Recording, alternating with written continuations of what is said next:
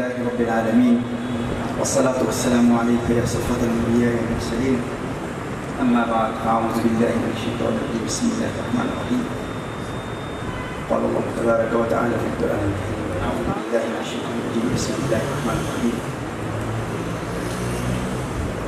والعصر إن الإنسان لفي خسر صدق الله العظيم وبلغنا رسوله النبي الكريم وقد صدقت أنت يا سيدي يا سيدي يا سيدي يا مكي يا مدني يا عربي يا قرشي يا هاشمي ويا سيدنا يا سيدنا يا سيدنا يا حبيبنا يا طبيبنا يا حبيب المصطفى المصطفى صلى الله عليه وآله وسلم.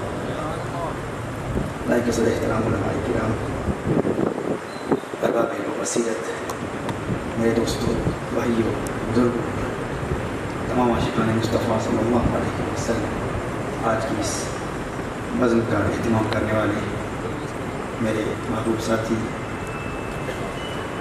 ہمارے دوست جو دنوں والوں سے برطانیہ میں تحریک کارکنان سے مسلسل رابطے میں رہے، اللہ جل وعلا اپنی حسین کاوشوں کو اپنی بارگاہ میں قبول و منظور فرمائے اور اس بزم کے انعقاد کی برکت سے کونین کے والی صلی اللہ علیہ وسلم کا سچا پیار عطا فرمائے، اس بزم کو اپنی بارگاہ میں قبول فرمائے. قرآن کریم کی اس آیت مبارکہ کو سرنامہ سخن کی حیثیت سے تلاوت کرنے کا شرف حاصل ہوا. اللہ جل وعلا ایک قسم ارشاد فرما رہا ہے، والعصر، العصر کی قسم. مفسرین کرام کے مختلف اقوال ہیں. مولا علی کرم اللہ وجہ کریم نے سیدنا عبداللہ بن عباس رضی اللہ تعالیٰ عنہ سے خوارج کے حوالے سے فرمایا تھا، آیات قرآنیہ کے مختلف مفاہیم و مضامین کے متعلق کہ ان القرآن حمال الاوجہ، القرآن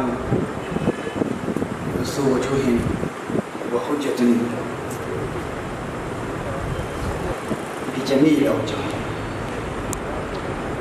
قرآن کریم کے مختلف معنی، متعدد آیات بینات کے معنی ہوتے ہیں.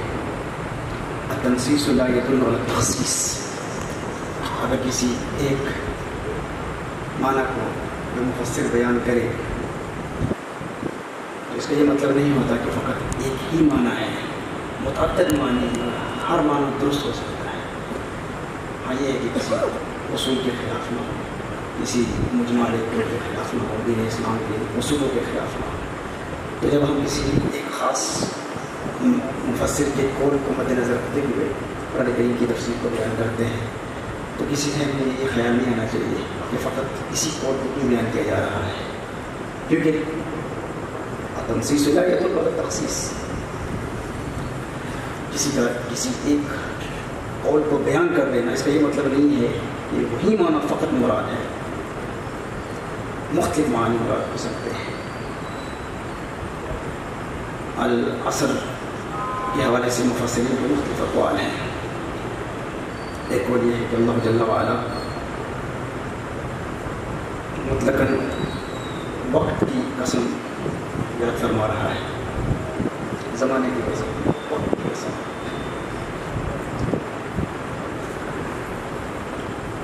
کہ انسان خسارے میں ہے. اللہ جل وعلا جب وقت کی قسم یاد فرما رہے ہیں، عام طور پر بھی جب ہم کسی کی قسم کھاتے ہیں تو جو مقسم بہی ہوتا ہے وہ مقسم علیہ کے لیے ثبوت بھی ہوتا ہے، دلیل بھی ہوتا ہے. یعنی اللہ جل وعلا جب قسم ارشاد فرما رہا ہے وقت کی قسم، تو وقت جو ہے یہ مقسم بہی ہے، اور جس چیز کے متعلق قسم یاد فرما رہا ہے وہ قسم علیہ ہے.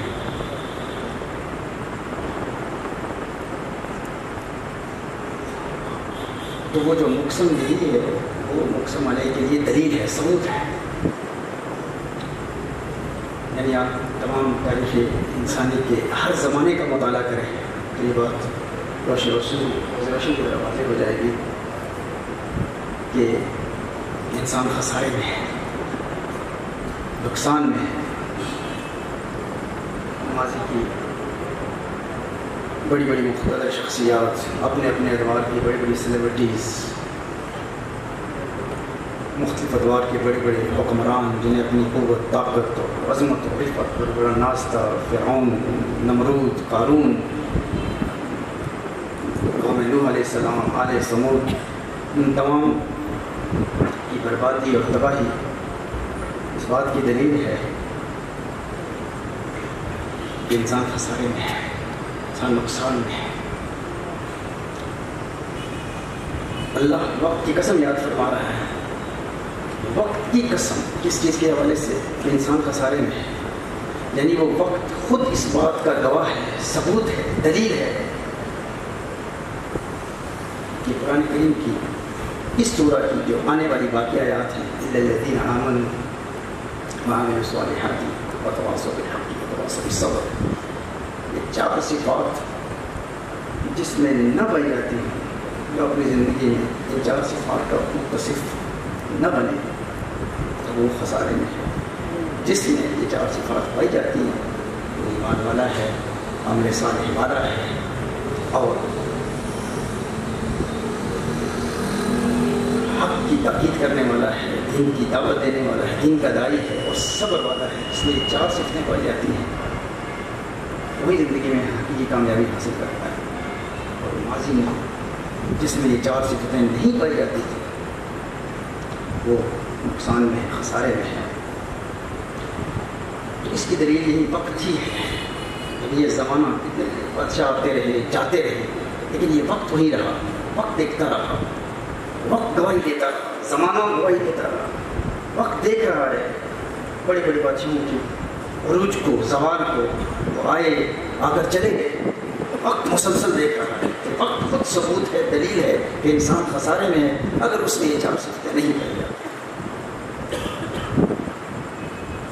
اور اگر ہم مزید غور کریں تو یہ بات مزید واضح ہوتی ہے کہ انسان اگر خسارے میں ہے، انسان کو مسلسل کسی چیز کا نقصان ہو رہا ہے، مقسم بھی وقت ہے۔ اور اگر ہم غور کریں وہ کون سی چیز ہے جو ہم سے ہمیشہ مسلسل بالتواتر ضائع ہو رہی ہے، ہمارے ہاتھوں سے نکل رہی ہے، وہ کون سی چیز ہے جو ہمیشہ ضائع ہو رہی ہے اور ہم اس کو اپنے ہاتھوں سے نکلتا ہوا ہر وقت دیکھ رہے ہیں، وہ کیا ہے؟ وہ وقت ہی ہے۔ وقت رکتا نہیں، ہم سو رہے ہیں، وقت جاری ہے، چل رہا ہے، وقت رک نہیں رہا، ہم جاگ رہے ہیں، وقت جاری ہے، ہم بول رہے ہیں، خاموش جو کچھ بھی کر رہے ہیں، وقت مسلسل ہمارے ہاتھوں سے نکل رہا ہے۔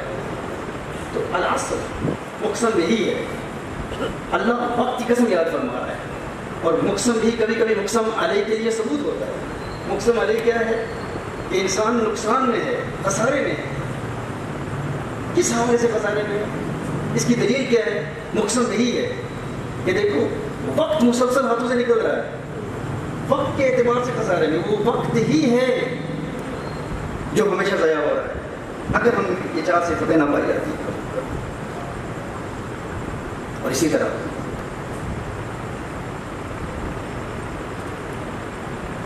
اگر ان آیات کا ربط دیکھیں تو اسی سورۃ العصر سے پہلے سورۃ التکاثر ہے، الہاکم التکاثر حتی زرتم المقابر،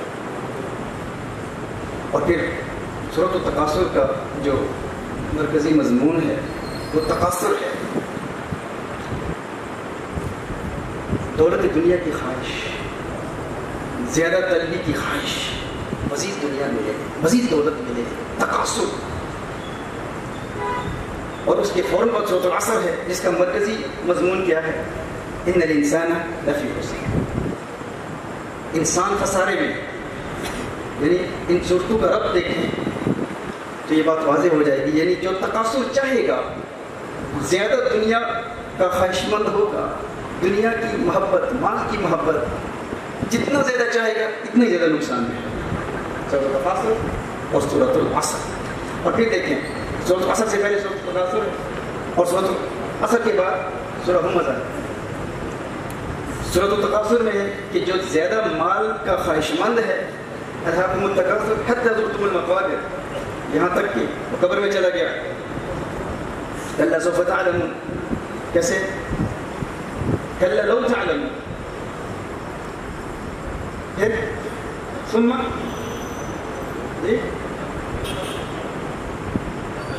ألهاكم التكاثر حتى زرتم المكابر كلا سوف تعلمون ثم كلا سوف تعلمون كلا لو تعلمون علم اليقين لترون الجحيم ثم لترون عين اليقين ثم لتسألن يومئذ عن النعيم. جو تکاثر چاہتا ہے بہت زیادہ دنیا کا خواہش مند ہے, مال چاہتا ہے, دولت کی کثرت چاہتا ہے, پھر وہ تباہ و برباد ہو جاتا ہے, جہنم کا ایندھن بنتا ہے. یہ سورۃ التکاثر کا مفہوم ہے. اس کے بعد سورۃ العصر کے بعد, یعنی سورۃ العصر سے پہلے کیا تھا؟ تکاثر, تکاثر کا نتیجہ جہنم. اور سورۃ العصر کے بعد سورۃ الہمزہ ہے, اور اس میں بھی وہی مفہوم, ویل لکل ہمزۃ لمزہ. آگے الذی جمع مالا معددا, جو مال جمع کرتا رہتا ہے, مال جمع کرتا رہتا ہے, اور اس خیال سے کہ یہ مال میں جمع کرتا رہوں گا, دولت جمع کرتا رہوں گا, تو یہ دولت مجھے موت سے بچا دے گی, دائمی زندگی دے دے. تو جو یہ نظریہ رکھتا ہے اس کا نتیجہ کیا ہے؟ پھر وہی ہے, جہنم کا ایندھن بنے گا, جہنم میں جائے گا. یعنی بہت بڑے خسارے, بہت بڑے نقصان کا ذکر سورۃ العصر سے پہلے ہے, اور سورۃ العصر کے بعد پھر اسی نقصان کا ذکر ہے. یعنی جو دنیا کی دولت چاہتا ہے تو اس کا نتیجہ کیا ہے؟ بہت بڑا نقصان, جہنم کا ایندھن بنے گا, جہنم میں جائے گا. سورۃ العصر سے پہلے والی صورت میں بھی وہی مفہوم ہے, سورۃ العصر کے بعد والی صورت میں بھی بالکل وہی مفہوم ہے. یہ ربط بین الآیات ہے, یہ صورتوں کا ربط ہے. اور پھر دیکھیں عین درمیان میں سورۃ العصر کا مرکزی نقطہ کیا ہے؟ ان الانسان لفی خسر. بالکل درمیان میں پھر اسی خسارے کا ذکر, یعنی سورۃ العصر سے پہلے بھی خسارے کا ذکر, سورۃ العصر کے بعد سورۃ ہمزہ میں بھی اسی خسارے کا ذکر, اور پھر بالکل درمیان میں سورۃ العصر میں بھی اسی خسارے کا ذکر. اور پھر اس خسارے سے بچنے کے لیے جو ریمیڈی دی گئی ہے وہ کیا ہے؟ یہ 4 نکات کی, الا الذین آمنوا وعملوا الصالحات وتواصوا بالحق وتواصوا بالصبر. جو یہ 4 چیزیں اپنا لیتا ہے وہ پہلے والے خسارے سے بھی محفوظ رہے گا, بعد والے خسارے سے بھی محفوظ رہے گا, نجات حاصل کرنے کا. اور پھر دیکھیں سورۃ تکاثر کا اختتام کہاں ہوتا ہے؟ ثم لتسألن یومئذ عن النعیم. انسان کو اللہ جل وعلا کی نعمتوں کے حوالے سے آخرت میں سوال کیا جائے گا. تو سورۃ العصر سے پہلے جو آخری آیت سورۃ تکاثر کی ہے اس میں نعمتوں کا ذکر ہے. اور سورۃ العصر کا آغاز کہاں سے ہوتا ہے؟ والعصر, سب سے بڑی نعمت جو اللہ جل وعلا نے عطا فرمائی وہ کیا ہے؟ وہ وقت ہے, کیونکہ ہر شخص وقت کا مالک ہے. یعنی اللہ جل وعلا نے سورۃ التکاثر کا اختتام کہاں کیا؟ ثم لتسألن یومئذ عن النعیم, اللہ جل وعلا کی نعمتوں پر. اور سورۃ العصر کا آغاز کہاں سے ہوا؟ بہت بڑی نعمت پر. وہ نعمت کیا ہے؟ وہ وقت ہی ہے, کیونکہ ہر شخص وقت کا مالک ہے. ایک دن میں ہر شخص کو برابر وقت عطا کیا گیا, کسی کو کم دولت ملی, کسی کو زیادہ دولت ملی, لیکن ہر بندے کو ہر روز 1440 منٹ ملتے ہیں, 86,000 سیکنڈ ملتے ہیں, 24 گھنٹے ہر بندے کو ملتے ہیں. ہر بندے کے پاس وقت ہے, بس ہم نے وقت میں برکت تلاش کرنی ہے. وقت میں برکت کیسے ملے؟ وقت ہر ایک کے پاس ہے, اور وقت کتنا ہے, ہر بندے کے پاس کتنا وقت ہے. اگر ہم مقارنہ کریں, موازنہ کریں, ایک تو یہ ہے کہ ہر نعمت کے متعلق سوال ہوگا, اور پھر والعصر سے آغاز کیا کہ یہ نعمت تو ہر ایک کے پاس ہے. ہر بندے کو اللہ جل وعلا نے یہ نعمت عطا فرمائی ہے, وہ وقت کی نعمت ہے. ہر بندہ وقت کا مالک ہے, ہر بندے کو اللہ جل وعلا نے وقت عطا فرمایا ہے. اور وقت عطا کتنا فرمایا ہے, کتنا وقت ہے؟ اچھا یہ وقت ہے بھی بہت مختصر, کیونکہ قیامت کے روز ایک دن 50,000 سال کا ہوگا اس دنیا کے دنوں کے مقابلے میں. اور WHO ورلڈ ہیلتھ آرگنائزیشن کی رپورٹ کے مطابق مردوں کی عمر پوری دنیا میں ایوریج لائف ایکسپیکٹنسی مردوں کی یہ 67 سال ہے, 67 ایئرس, اور عورتوں کی 74 ایئرس ہے. پوری دنیا میں اگر آپ ایوریج لائف ایکسپیکٹنسی دیکھیں تو 67 ایئرس مردوں کی عمر ہوتی ہے عام طور پر, اور عورتوں کی 74 ایئرس. اور قیامت کے ایک دن کے ساتھ جب آپ مقارنہ کرتے ہیں, موازنہ کرتے ہیں, تو یہ دنیا کے 67 ایئرس یہ 118 سیکنڈ بنتے ہیں. یعنی قیامت کے روز ایک دن میں جب لوگ اس دنیا کی زندگی کے متعلق سوچیں گے تو یوں محسوس ہوگا کہ میں نے صرف 2 منٹ دنیا میں گزارے، بلکہ 2 منٹوں سے بھی 2 سیکنڈ کم، 118 سیکنڈ. یعنی اگر ایک شخص 67 ایئرس کی زندگی پاتا ہے تو یہ 67 ایئرس کی زندگی قیامت کے ایک روز، ایک دن میں یوں لگے گی گویا کہ اس نے 2 منٹ دنیا میں گزارے. 2 منٹ. لاسٹ جب میں جڑواں آیا تھا یہاں پر تو شاید 2 منٹ کے لیے میں کسی پیٹرول اسٹیشن پر رکا ہوگا، ممکن ہے، لیکن مجھے یاد نہیں وہ پیٹرول اسٹیشن کہاں ہے. 2 منٹ لگتے ہیں، یا کہیں چائے پی ہوگی کسی ہوٹل میں تو 5-10 منٹ لگتے ہیں، لیکن مجھے یاد نہیں ہے. پوری دنیا کے ہم سفر کرتے ہیں، کہاں یاد رہتے کس ہوٹل میں رکے، کس سب اسٹیشن میں رکے، کس پیٹرول اسٹیشن کے متعلق جہاں ہم نے 2 منٹ گزارے. حضرت عمر بن عبدالعزیز اور حضرت حسن بصری رضی اللہ تعالیٰ عنہ نے جو ایک دوسرے کو خط لکھے تھے، ان کا بھی مرکزی مفہوم یہی تھا کہ قیامت کے روز لوگ اس دنیا کی زندگی کو بھول جائیں، انہیں یاد ہی نہیں آئے گا، کیونکہ 50,000 سال بیت گئے ہیں. اللہ جل وعلا کی بارگاہ میں آپ کھڑے ہیں اور انتظار کر رہے ہیں کہ اللہ حساب و کتاب شروع کرے، اور ابھی حساب و کتاب کا سلسلہ ہی شروع نہیں ہو رہا. 50,000 سال بیت گئے، 50,000 سال بیت گئے. 50 سال کوئی آپ سے کہے کہ یہاں کھڑے ہو جائیں ایک جگہ پر، بلکہ 50 سال کیا، 50 مہینے، 50 ہفتے، 50 دن، 50 ڈیز کے لیے آپ کو کوئی کہے کہ یہاں کھڑے ہو جائیں تو کتنا بڑا عذاب ہوگا. ایک جگہ 50,000 سال بیت گئے. اللہ جل وعلا سوال و جواب کا سلسلہ ہی شروع نہیں کر رہا، حساب و کتاب کا سلسلہ ہی شروع نہیں ہو رہا. اس وقت انسان اس دنیا کو یاد کرے گا کہ صرف 2 منٹ تھے. سورہ روم میں یوم تقوم الساعة یقسم المجرمون ما لبثوا غیر الساعة، قیامت کے روز مجرم قسمیں کھائیں گے کہ ہم نے زندگی میں فقط ایک گھڑی گزاری ہے، ایک گھڑی، ساعہ، ایک لمحہ ہم نے زندگی میں دنیا میں گزارا ہے. یہ زندگی اتنی مختصر ہے، اس قدر مختصر ہے. آپ کو کوئی اس زندگی میں اگر یہ آفر دے کہ ایک دن تم میری فرما برداری کرو، میرے ہر حکم پر عمل کرو، مثال کے طور پر کہے کہ 5 وقت کی نماز ادا کرنی ہے، حرام نہیں کمانا، بد نگاہی نہیں کرنی، زنا سے بچنا ہے، ہر حرام سے بچنا ہے، ہر گناہ سے بچنا ہے، اللہ جل وعلا کے احکامات پر عمل کرنا ہے، ایک دن کے لیے عمل کرو. اس کے بعد باقی جتنی بھی تمہاری زندگی ہے جو چاہو گے ملے گا. جتنی دولت چاہتے ہو، تم بل گیٹس بننا چاہتے ہو، دنیا کا مالدار ترین شخص بننا چاہتے ہو، تمہیں ملٹی ملینئر بنا دیا جائے گا. باقی ساری زندگی صرف ایک دن کے لیے ان احکام پر عمل کرو، ان ممنوعات سے اجتناب کرو، جو چاہو گے ملے گا. جس عورت سے شادی کرنا چاہتے ہو تمہیں اجازت ہوگی، لیکن وہ کہے نہیں میں پھر بھی رات کی تنہائی میں انٹرنیٹ پر پورنوگرافی دیکھوں گا. وہ کہے ٹھیک ہے اس ایک دن کے بعد جو کچھ چاہوں گا ملے گا، لیکن پھر بھی میں بد نگاہی کا ارتکاب کروں گا. ٹھیک ہے تم کہتے ہو کہ میں ملٹی ملینئر یا بلینئر بنا دیا جاؤں گا، لیکن پھر بھی میں اپنی ہمت، اپنی کاوش، اپنی جد و جہد کے ذریعے میں حرام کماؤں گا. کتنی بڑی بیوقوفی ہو شخص کی. اسے جب یہ آفر دی جا رہی ہے بس ایک دن یہ کام کرنے ہیں، باقی کی عیاشی کرو، جو کچھ چاہتے ہو تمہیں ملے گا، مجھے کرو جو چاہتے ہو تمہیں ملے گا. یہ آفر دی جائے، کس قدر اس شخص کی اسٹیبلٹی ہے، بدبختی ہے کہ وہ پھر بھی کہے کہ نہیں میں پھر بھی نافرمانی کروں گا. تو وہ تو ایک دن کی بات ہے. قیامت کے روز انسان جب زندگی کے متعلق سوچے گا، جب ایک ایک گناہ کو یاد کرے گا، پھر وہ کہے گا صرف 2 منٹ ہی تو تھے نا، صرف 2 منٹ میں نے اپنی خواہشات پر قابو پانا تھا، صرف 2 منٹ کے لیے میں نے گناہوں سے بچنا تھا. لیکن ان 2 منٹوں کے لیے یہ زندگی، پوری زندگی، یہ 60-70 ایئرس کی جو زندگی ہے، 80 سال ہے، 90 سال جتنی بھی ہے، بس دنیا کی خواہشات سے بچنا تھا، نفس کی خواہشات سے بچنا تھا. پھر کیا تھا؟ پھر جنت میں جو چاہو وہ تمہیں ملے گا، جو چاہو تمہیں ملے گا. لیکن یہ بات قیامت کے روز سمجھ میں آ جائے گی. آخرت میں تو سب سمجھ جائیں گے، جب موت آتی ہے تو سب سمجھ جاتے ہیں، لیکن سمجھدار وہ ہے جو موت کے آنے سے پہلے سمجھ جائے. سمجھدار حقیقتاً وہی ہے.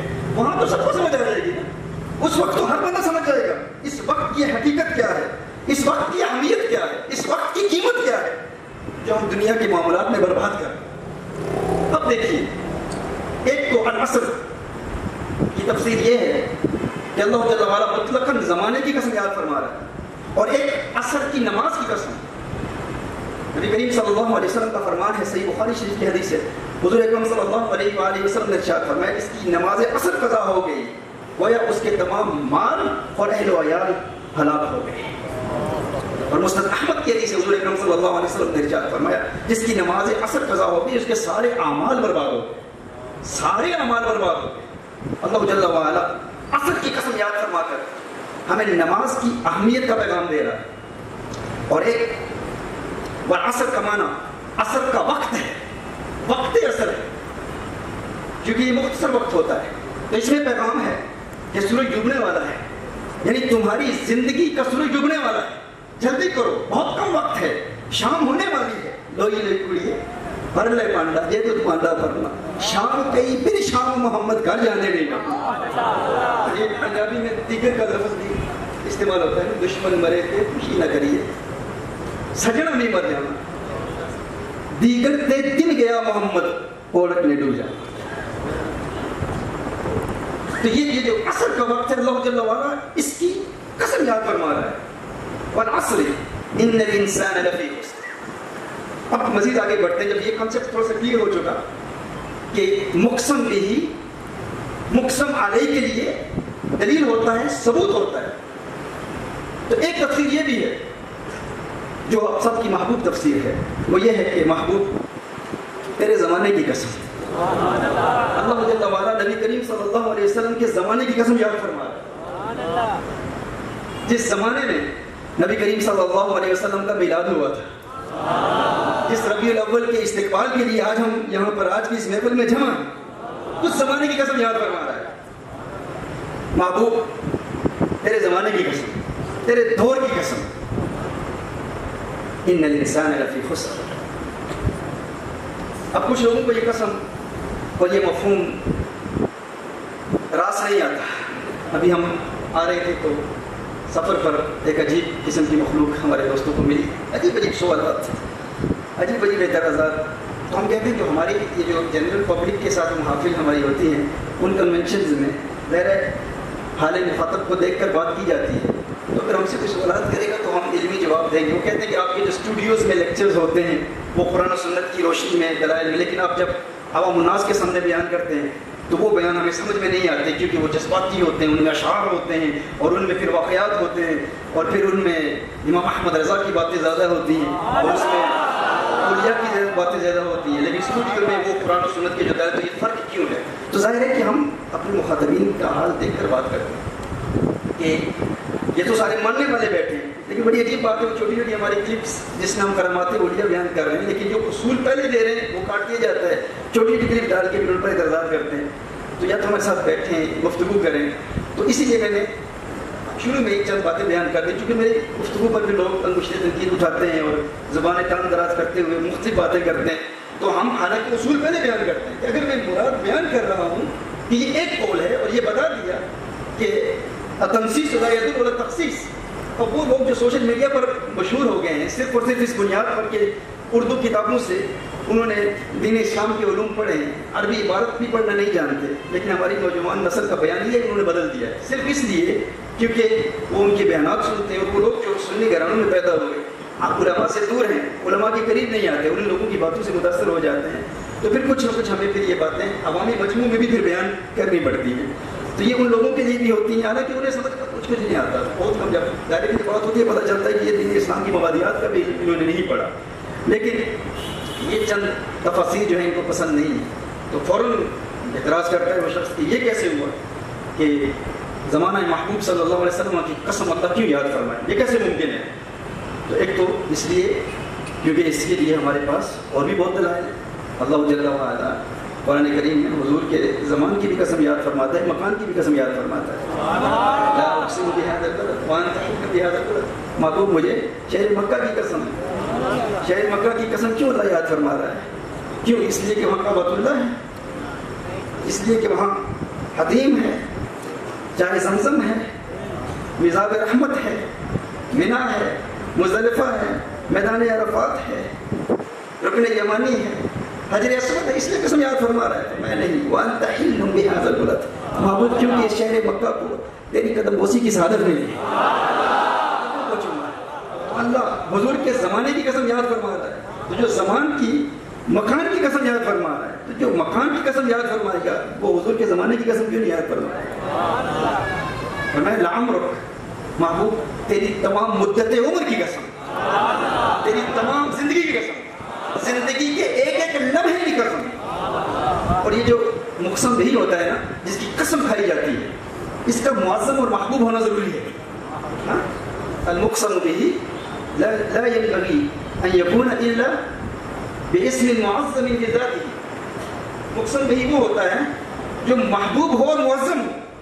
اب کچھ لوگ نادانوں نے کہا کہ نبی کریم صلی اللہ علیہ وسلم نے زندگی میں گناہ بھی کیے ہیں، خطائیں بھی کی ہیں، علیہ باللہ.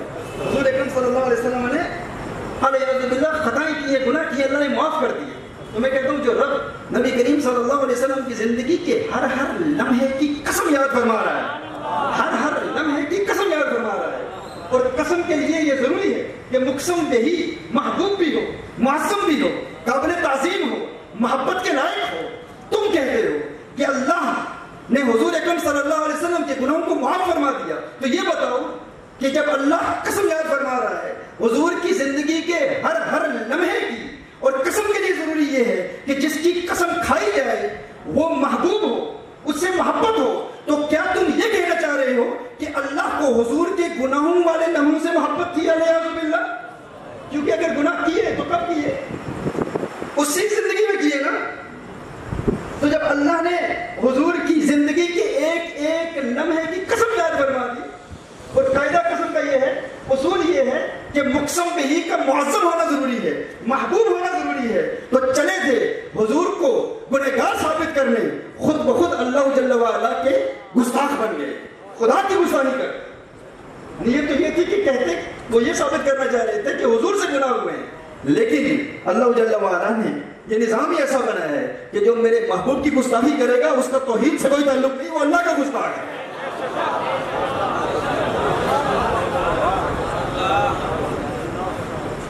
اور دیکھیے اللہ جب قسم یاد فرما رہا ہے نا، اور یہ قسم لعمرک میں تو صراحت ہے نا، حضور اکرم صلی اللہ علیہ وسلم کی زندگی کے ہر لمحے کی قسم، پوری زندگی کی قسم. اسی طرح سورۃ الضحیٰ میں فرمایا والضحیٰ واللیل اذا سجی، میں محبوب کریم صلی اللہ علیہ وسلم کے روشن چہرے کی قسم، اور محبوب صلی اللہ علیہ وسلم کی کالی زلفوں کی قسم. اور قسم بھی یاد فرمائی. غیر مسلموں نے، کفار نے کہا کہ اللہ جل وعلا نے محبوب کو چھوڑ دیا ہے. ودع محمد ربہ وقلا علیہ باللہ، کہ اللہ جل وعلا نے وہی کا سلسلہ کچھ وقت کے لیے رکا. تو جمیل نے کہا، اس گستاخ عورت نے کہا کہ تیرے شیطان نے تجھ سے باتیں کرنا چھوڑ دیا ہے علیہ باللہ. ابو جہل نے بھی ایسے جملے استعمال کیے. تو یہ اعتراض تھا ان کا. یہ کس کا اعتراض تھا؟ غیر مسلموں کا، کفار کا. تو اللہ جل وعلا نے ان کے اعتراض پر جواب ارشاد فرمایا، جواب دیا. یہاں بھی قسم ہے، والضحیٰ واللیل اذا سجی ما ودعک ربک وما قلی. اچھا دیکھیں، یہ جو قسم ہے نا، اصول قسم یہ ہے کہ مدعی جو ہوتا ہے، مدعی کہتے ہیں کلیمنٹ کو، پلینٹف کو، جو دعویٰ کرتا ہے. تو جو مدعی ہوتا ہے ثبوت پیش کرنا اس کی ذمہ داری ہوتی ہے کہ جو دعویٰ کرے اس پر شہادت لائے. اگر وہ شہادت نہ لا سکے تو جو مدعا علیہ ہوتا ہے، جو انکار کرتا ہے، وہ قسم کھاتا ہے. ان البینۃ علی المدعی والیمین علی من انکر. کہ مدعی جو ہوتا ہے وہ کیا کرتا ہے؟ وہ شہادت پیش کرتا ہے، گواہی دیتا ہے، ثبوت پیش کرتا ہے. مدعی ثبوت پیش کرتا ہے اور مدعا علیہ قسم کھاتا ہے. دیکھیے ایک خوبصورت واقعہ، مدینہ منورہ کی گلی میں نبی کریم صلی اللہ علیہ وآلہ وسلم نے ایک گھوڑا دیکھا. ایک عربی کے پاس تھا، حضور اکرم صلی اللہ علیہ وسلم کو پسند آیا. نبی کریم صلی اللہ علیہ وسلم نے فرمایا تو اسے بیچتا ہے؟ اس نے کہا بیچتا ہوں. قیمت طے ہوئی، حضور اکرم صلی اللہ علیہ وسلم نے خرید لیا. حضور نے ارشاد فرمایا کہ میں ابھی قیمت دیتا ہوں، تو میرے ساتھ آ. حضور اکرم صلی اللہ علیہ وسلم کے پیچھے چل رہا ہے. حضور اپنے گھر تشریف لے جا رہے ہیں. حضور اکرم صلی اللہ علیہ وسلم کچھ جلدی تیز چل رہے ہیں، اور حضور اور اس کے مابین کچھ فاصلہ ہے. کچھ اور لوگ آتے ہیں، وہ اپنی آفرز دینا شروع کر دیتے ہیں کہ یہ ہمیں بیچ دو. اس نے کہا میں نے مسلمانوں کے نبی کو بیچ دیا ہے. تو انہوں نے جب مزید آفرز دی تو وہ لالچ میں آ گیا. اور حضور اکرم صلی اللہ علیہ وسلم کو دور سے پکارتا ہے. وہ کہتا ہے اگر کوئی دعویٰ کرے اور اس کے پاس کوئی شاہد نہ ہو, کوئی گواہ نہ ہو, تو تمہاری شریعت میں اصول کیا ہے؟ اب شریعت کا اصول یہ ہے کہ مدعی پر ضروری ہے کہ وہ گواہ پیش کرے, شہادت پیش کرے, اور مدعا علیہ اگر انکار کر رہا ہے تو وہ قسم کھائے. اس نے کہا کہ آپ گواہ پیش کریں, گواہ ہے آپ کے پاس. تو ظاہر اس وقت نبی کریم صلی اللہ علیہ وسلم کے ساتھ کوئی ایسا صحابی موجود نہیں تھا, کوئی اور بندہ ہی موجود نہیں تھا. تو حضور اکرم صلی اللہ علیہ وسلم کے پاس کوئی شہادت نہیں تھی. اس نے کہا ٹھیک ہے پھر میں قسم کھاتا ہوں. اب وہ پہلے سے جھوٹ بول رہا تھا, اور جھوٹا بندہ اس کے لیے قسم کوئی ایشو نہیں ہے, جھوٹے لوگ قسمیں کھاتے رہتے ہیں. حضور کو بھی نہیں تھا کہ یہ قسم کھائے گا, جھوٹا شخص. حضرت خزیمہ رضی اللہ تعالیٰ عنہ صحابی رسول وہ وہاں آتے ہیں. انہیں پتہ چلتا ہے کہ یہ معاملہ چل رہا ہے, یہ اختلاف ہے حضور اکرم صلی اللہ علیہ وسلم اور اس اعرابی کے مابین. حضور فرما رہے ہیں کہ میں نے گھوڑا خریدا ہے, تو نے بیچا ہے؟ وہ کہتا ہے میں نے بیچے نہیں ہے. حضرت خزیمہ رضی اللہ تعالیٰ عنہ فرماتے ہیں کہ میں گواہی دیتا ہوں کہ اس نے بیچا ہے, حضور نے خریدا ہے. اب جب حضرت خزیمہ رضی اللہ تعالیٰ عنہ گواہی دے دی, اب وہ مجبور ہو گیا, اسے پھر وہ گھوڑا دینا پڑا. نبی کریم صلی اللہ علیہ وسلم نے حضرت خزیمہ سے پوچھا ہے خزیمہ تو موقع پر موجود ہی نہیں, گواہی کے لیے موقع پر موجود ہونا ضروری ہے, شہادت دینے کے لیے وہاں پر موجود ہونا ضروری ہے, تو یہاں موجود ہی نہیں تھا تو کاہے کی گواہی دیتا ہے؟ تو حضرت خزیمہ رضی اللہ تعالیٰ عنہ عرض کرتے ہیں یا رسول اللہ صلی اللہ علیہ وسلم آپ کی بات پر یقین کرتے ہوئے ہم نے غیب کی خبروں کی گواہی دے دی. ہم نے نہ جنت دیکھی نہ جہنم دیکھی, بس آپ کی بات پر یقین کر لیا. آپ نے فرمایا جنت ہے تو ہم نے کہا ہے, آپ نے فرمایا جہنم ہے تو ہم نے کہا ہے. یا رسول اللہ صلی اللہ علیہ وسلم آپ کی بات پر یقین کرتے ہوئے پھر دیکھے ہم نے اللہ کے وجود پر گواہی دے دی. یہ گھوڑے کا سودا کیا ہے؟ نبی کریم صلی اللہ علیہ وسلم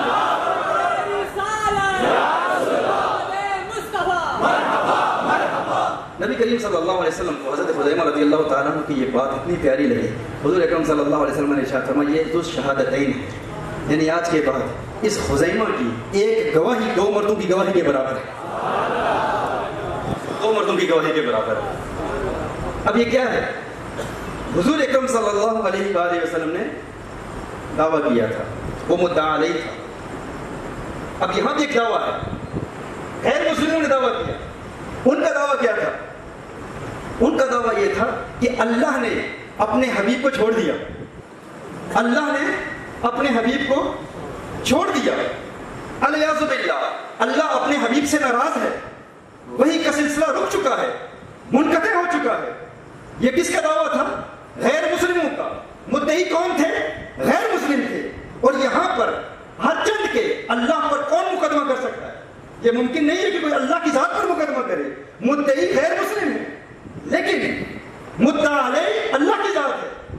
اللہ جل وعلا پر کوئی مقدمہ نہیں کر سکتا, لیکن اللہ نے اپنے حبیب کے پیار میں, اپنے حبیب کی محبت میں, اپنے حبیب سے جو اللہ کا پیار ہے اس پیار کے اظہار میں گویا اللہ جل وعلا ارشاد فرما رہا ہے محبوب یہ ان غیر مسلموں کا دعویٰ ہے, یہ مدعی ہیں, ان کے پاس شہادت نہیں ہے, اگر ہمت ہے تو شہادت پیش کرے, دکھائے کون ہے گواہ جو یہ گواہی دے کہ اللہ اپنے حبیب سے ناراض ہے. یہ جھوٹ بولتے ہیں, ان کے پاس گواہ کوئی نہیں ہے, یہ مدعی ہیں لیکن شہادت کوئی نہیں ہے. لیکن میرے محبوب تیرے اصول کے مطابق, تیری شریعت کے مطابق, تیرے قانون کے مطابق, تیرے پیار میں, تیری محبت میں ہر چند کے کسی میں ہمت نہیں کہ اللہ پر مقدمہ کرے, لیکن کائنات میں آج یہ مقدمہ دائر ہو چکا ہے. لوگ کہہ رہے ہیں اللہ ناراض ہے, مدعی وہ ہے, مدعا نہیں میں ہوں, لیکن وہ شاہد پیش نہیں کر سکتے. اب تیرے پیار میں, تیری محبت میں رب قسم یاد فرماتا ہوں والضحیٰ واللیل اذا سجا ما ودعک ربک وما قلی. محبوب تیرے چہرے کی قسم, تیری کالی زلفوں کی قسم, تیرا رب نہ تجھ سے ناراض ہے نہ تجھے چھوڑا.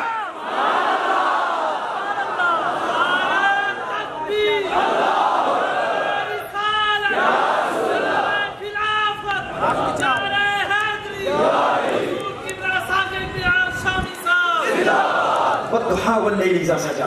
اچھا یہاں ایک اور رب دیکھیں.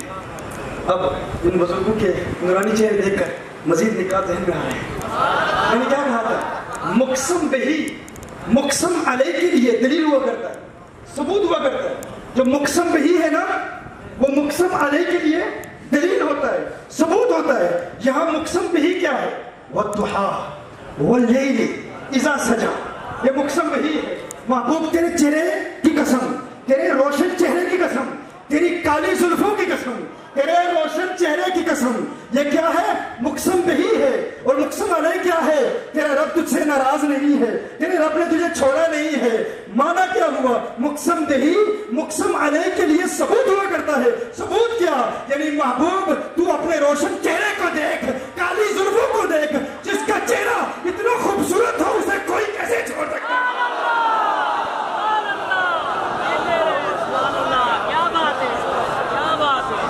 جو اتنا خوبصورت ہوتا ہے، جو ایسا خوبصورت ہو بلا دنیا میں کوئی اسے چھوڑ سکتا ہے، کوئی اس سے بیزار ہو سکتا ہے، کوئی اس سے ناراض ہو سکتا ہے. محبوب جب تو اتنا سونا ہے، تو اتنا خوبصورت ہے، مقسم بہی کو دیکھو.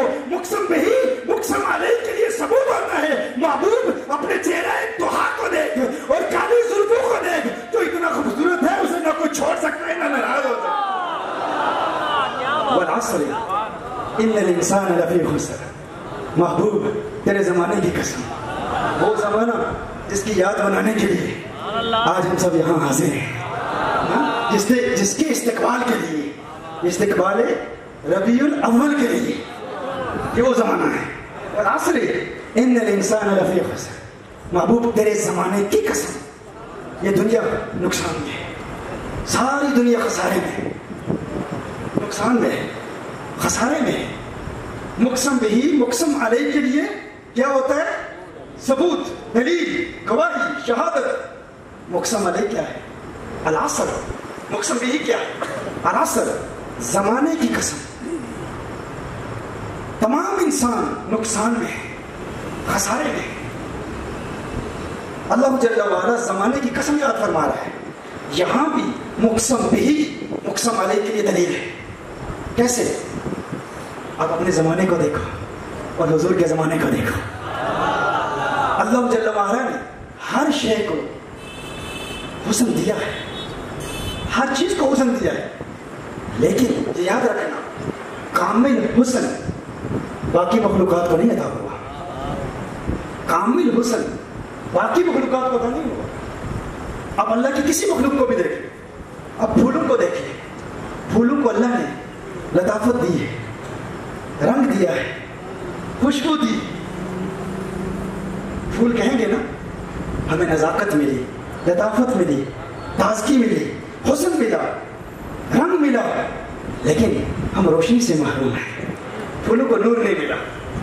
کسی کمرے میں پھول رکھ دے نا تو وہ کمرہ خوشبودار ہو جائے گا، لیکن تاریک کمرے میں پھول رکھے تو وہ روشن نہیں ہوگا.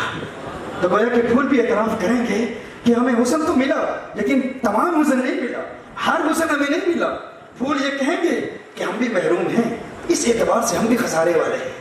یہ خسارہ ہم میں بھی ہے، یہ نقص ہم میں بھی ہے کہ ہمیں نور نہیں ملا، روشنی نہیں ملی. اچھا چاند کہے گا ہمیں بھی لطافت ملی ہے، مجھے بھی حسن ملا ہے، مجھے روشنی بھی ملی ہے. میری رفعت کو دیکھو، میری بلندی کو دیکھو، مجھے بلندی ملی ہے، رفعت ملی ہے، روشنی ملی ہے، لیکن میں خوشبو سے محروم. چاند کو خوشبو نہیں ملی. ہاں چاند خوشبو سے محروم. اسی طرح بلبل کو دیکھو. بلبل کہے گی کہ میری آواز سحر انگیز ہے، میری آواز میں جادو ہے، اللہ نے مجھے قوت پرواز بھی دی ہے لیکن میرے پنجے کمزور ہیں. ہاں ادھر شیر کہے گا کہ میرے پنجوں میں بڑی قوت ہے، بڑی طاقت ہے، بہت بہادر ہے.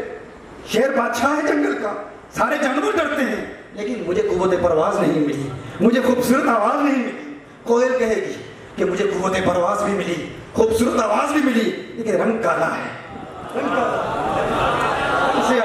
یعنی ہر چیز کو حسن ملا لیکن جو ایک حسن ایک کو ملا وہ دوسرے کو نہیں ملا. اللہ جل وعلا ارشاد فرما رہا ہے اگر حسن کی ہر ادا کو کسی ایک ذات میں جمع ہوتا ہوا دیکھنا چاہتے ہو، کسی ایک شخصیت میں سارے حسن کو دیکھنا چاہتے ہو تو یاد رکھو ان الانسان لفی خسر. یاد رکھو تمہیں اپنے زمانے میں ایسا حسین کوئی نظر نہیں آئے گا. تمہارے زمانے میں تم نقص میں ہو، تم خسران میں ہو، تم خسارے والوں میں ہو. اگر دیکھنا چاہتے ہو تو میرے مقسم بہی کو دیکھو. والعصر ان الانسان لفی خسر. میں محبوب کے زمانے کی قسم اس لیے یاد فرما رہا ہوں کہ تمہیں اپنے زمانے میں ایسا کوئی حسین نہیں ملے گا جس میں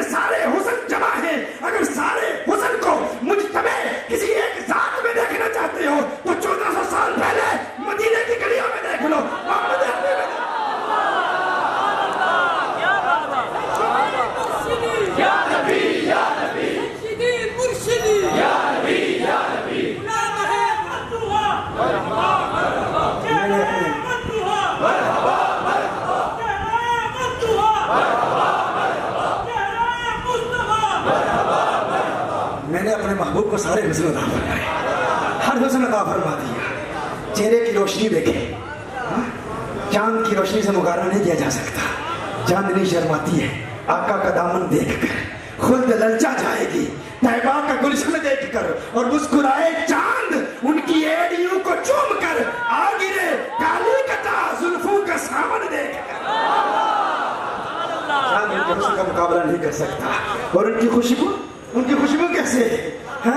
कोई फूल उनकी खुशबू का मुकाबला नहीं कर सकता। कोई फूल उनकी खुशबू का मुकाबला नहीं कर सकता।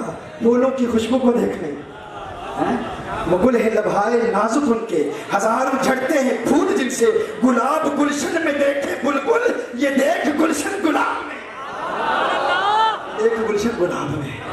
ये मेरे आका सल्लल्लाहु अलैहि वसल्लम की खुशबू है, मेरे आका सल्लल्लाहु अलैहि वसल्लम। और फिर देखें आम इंसानों में देखें, किसी का चेहरा खूबसूरत है तो कद कामत में खूबसूरती नहीं है, आंखें खूबसूरत हैं तो लब खूबसूरत नहीं है, लब खूबसूरत है तो कानों में वो हुस्न नहीं है, चेहरा खूबसूरत है तो सीना वो खूबसूरती नहीं रखता। अगर जिस्म का ऊपर वाला हिस्सा खूबसूरत है तो नीचे वाले हिस्से में वो खूबसूरती नहीं पाई जाती। लेकिन हुजूर अकरम सल्लल्लाहु अलैहि वसल्लम की ज़ात को देखें, सर से पांव तक देखें। हज़रत मैमूना फरमाती है कि मैंने हुजूर अकरम सल्लल्लाहु अलैहि वसल्लम को एक ऊंट पर सवार देखा तो मैं हुजूर के चेहरे को न देख सकी। हुजूर अकरम सल्लल्लाहु अलैहि वसल्लम के चेहरे का हुस्न ऐसा था, कहा मैंने नजरें झुका ली, झुकी हुई नजरों से मैंने हुजूर के कदमों को देखा, उंगलियों को देखा, कहा हुजूर के पांव का हुस्न ऐसा था कि आज तक हुजूर के कदमों का हुस्न मेरी निगाहों से ओझल नहीं हुआ। मैं कहता हूं जिनके पांव का हुस्न ऐसा है, सारी जिंदगी निगाहों से ओझल नहीं होता, उनके चेहरे के हुस्न का आलम क्या होगा?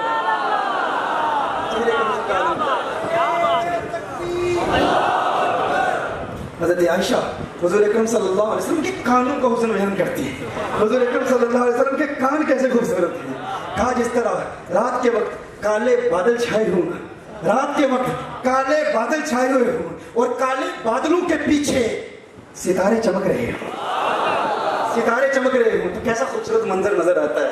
काले बादलों के पीछे सितारों की चमक धमक देखकर इंसान की आंखें लुत्फ उठाती हैं। हजरत आयशा फरमाती हैं कि नबी करीम सल्लल्लाहु अलैहि वसल्लम को चलते हुए अगर कोई पीछे से देखता तो काली जुल्फों को लटकते हुए देखता तो उन काली जुल्फों के पीछे कान यूं चमक रहे होते जैसे काले बादलों के पीछे सितारे चमक रहे।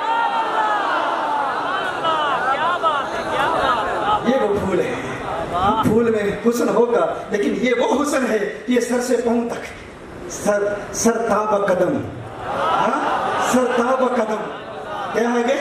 सरताब कदम है, सरताब कदम है, सरताब कदम है तने सुल्ताने जमन फूल, लब फूल दहन फूल जकन फूल बदन। जो मिल जाए मेरे गुल का पसीना, मांगे न कभी इत्र ना कभी चाहे दुल्हन फूल, लब फूल दहन फूल जकन फूल बदन।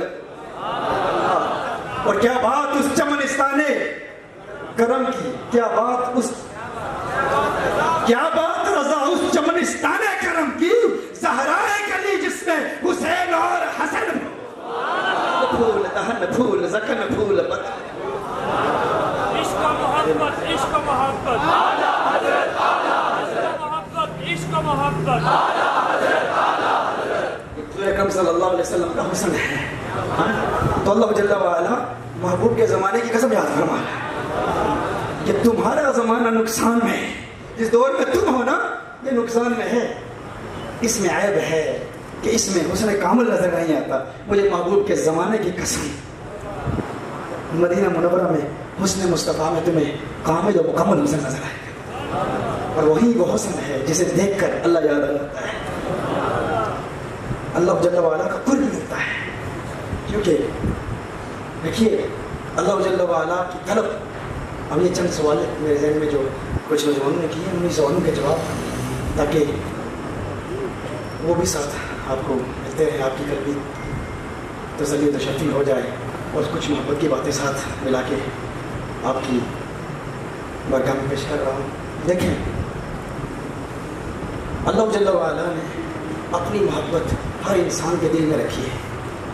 गैर मुस्लिम भी अल्लाह जल्ला वाला को तलाश कर रहे हैं, इस तलाश में ठोकरें खाई, गलतियाँ की, कोई बुतों के पुजारी बन गए, किसी ने चर्च बना लिया, किसी ने सिनेमा बना लिया, किसी ने मंदिर बना लिया, لیکن یہ تلاش تو ہے نا، ہر ایک کے دل میں یہ خواہش ہے کہ وہ اللہ کو دیکھے، اللہ کو قرب حاصل کرے. اس تلاش میں، اس طلب میں بڑے گندے ٹھوکریں کھائی ہیں، بڑی بڑی غلطیاں کی ہیں، لیکن یہ طلب ہر بندے میں موجود ہے. اسی لیے ماضی نے جب بھی کوئی نبی نبوت کا دعویٰ کرتا تو امتی کہتے کہ ہم اللہ کو اس وقت مانیں گے جب اللہ کو دیکھ لیں گے. موسیٰ علیہ السلام کی قوم نے کہا تھا نا وَإِذْ قُلْتُمْ يَا مُوسَىٰ لَن نُؤْمِنَ لَكَ حَتَّىٰ نَرَى اللَّهَ جَهْرَةً، کہ ہے موسیٰ اس وقت تک ہم اس رب کو مانیں گے نہیں جب تک اسے دیکھ نہیں لیتے جیسے تو نے دیکھا. اگر اللہ ہے تو ہمیں دکھا. لیکن آپ دیکھیں حدیث کی تمام کتابوں کا مطالعہ کر لیں، اہل علم مذاہب یہاں موجود ہیں. مجھے نہیں پتا شاید کوئی ایسی روایات ہوں، لیکن کیا بات ہے کہ آج دن تک صحابہ کرام علیہم رضوان میں کسی ایک صحابی کا قول ایسا آپ کو نہیں ملے گا جب کسی صحابی نے حضور کو دیکھنے کے بعد یہ کہا ہو یا رسول اللہ صلی اللہ علیہ وسلم اگر اللہ ہے تو ہمیں دکھاؤ.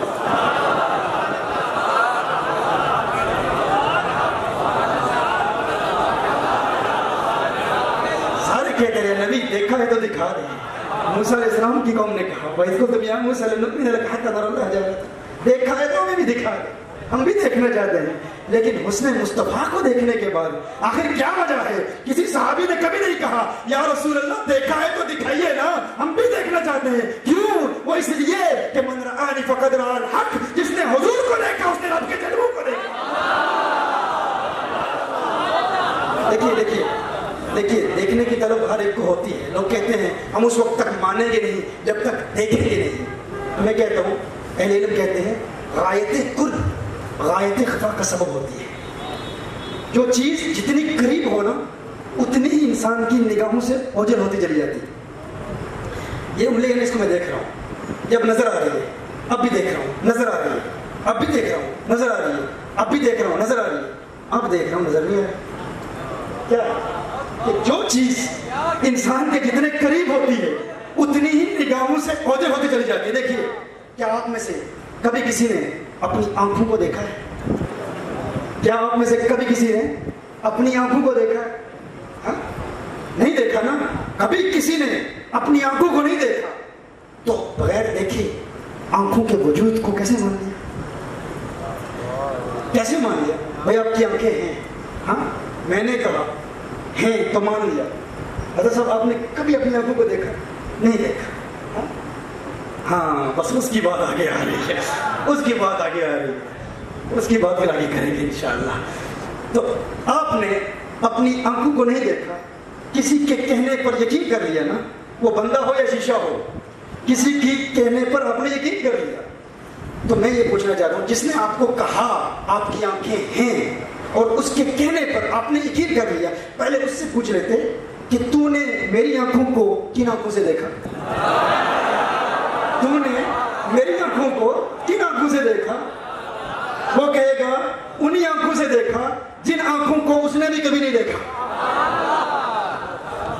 اس نے بھی اپنی آنکھوں کو کبھی نہیں دیکھا اور اپنی ان آنکھوں سے تیری آنکھوں ہے تو نے مان لیا، تو نے تسلیم کر لیا. کسی کی بات کو یوں تسلیم کر لیا تو پتہ چلا آنکھیں کبھی کسی نے نہیں دیکھی. اب حضرت علامہ صاحب قبلہ نے فرما دیا میں نے دیکھا ہے. حضرت کہاں دیکھا ہے؟ حضرت نے فرمایا آئینے میں دیکھا ہے. اب انتہائی ادب کے دائرے میں رہ کے حضرت کی بارگاہ میں التجا کرتا ہوں، حضرت آپ یہ فرمائیں کہ آپ نے آئینے میں اپنی جن آنکھوں کو دیکھا تھا کن آنکھوں سے دیکھا تھا؟ حضرت فرما رہے ہیں ان آنکھوں سے دیکھا تھا. اپنی دو آنکھوں کی طرف اشارہ فرما کے حضرت نے فرمایا ان آنکھوں سے دیکھا تھا. میں حضرت کی بارگاہ میں التجا کر رہا ہوں، حضرت آپ یہ فرمائیں اگر ان آنکھوں سے دیکھا تھا تو بتائیے وہ جو آئینے میں تھا وہ کیا تھا؟ اگر یہ آنکھیں یہاں تھی تو وہاں کیا دیکھا تھا؟ اور اگر یہ آنکھیں آئینے میں چلی گئی تھی تو پھر کن آنکھوں سے دیکھا تھا؟ اگر آپ فرما رہے ہیں ان آنکھوں کو آئینے میں دیکھا تھا، اگر یہی آنکھیں میرے حضرت صاحب نے آئینے میں دیکھی تھی تو بتائیں کن آنکھوں سے دیکھی تھی؟ اگر ان آنکھوں سے دیکھی تھی تو دیکھا کیا تھا؟ اور اگر یہی آنکھیں وہاں چلی گئی تھی تو پھر کن آنکھوں سے دیکھی تھی؟ پتا چلا حضرت صاحب نے آئینے میں آنکھیں نہیں دیکھی، آنکھوں کا عکس دیکھا، آنکھوں کا پردہ دیکھا، آنکھوں کا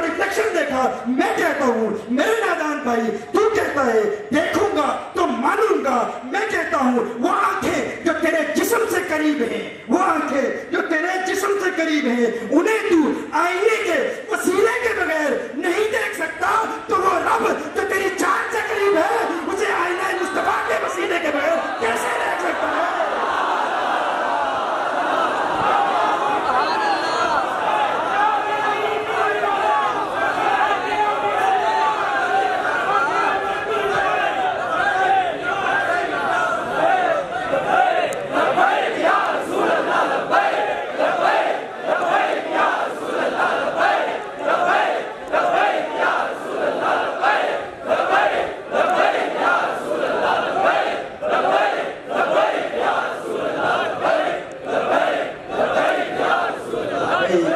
یا رسول اللہ صلی اللہ علیہ وسلم.